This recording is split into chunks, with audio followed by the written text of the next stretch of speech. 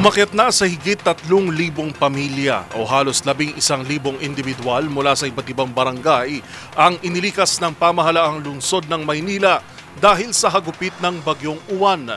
Patuloy naman ang pamamahagi ng relief goods at malinis na inumin sa mga apektadong residente. Ang mga detalye ibabalita ni Boy Gonzales.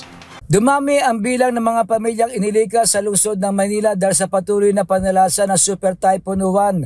Batay sa pinakauling ulat ng City Disaster Risk Reduction and Management Office, umakyat na sa 3,375 pamilya o katumbas na may higit sa 10,000 individual ang kasalukuyan na niluluyan sa mga evacuation center sa iba't ibang distrito ng lungsod. Apektado ang mga barangay sa District 4, 5, 6 at Baseco kung saan inililikas sa mga residente mula sa mga mabababang lugar, tabing ilog at baybaying barangay. Kabilang sa mga apektadong lugar ang Barangay 20, Isla Puting Bato, Barangay 101 Sabitas, Barangay 105 Batuhan, Barangay 128 Smoky Mountain, Barangay 259, 266 at 260 sa Estero de Magdalena, Barangay 176, 183 Sunog Apog River Area, Barangay 198, 202 Hermosa Street at iba pang barangay sa Santa Mesa, Santa Ana, Tondo. Ginagamit ngayon bilang evacuation center ang mga paaralan at multipurpose hall.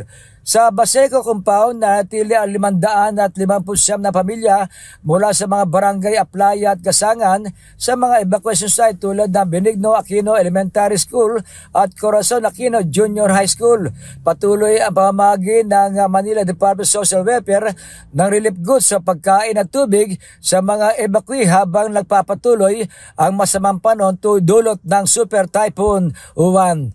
Para sa MBC TV Network News, ito si Boy Gonzales, una sa Pilipinas, una sa Pilipino.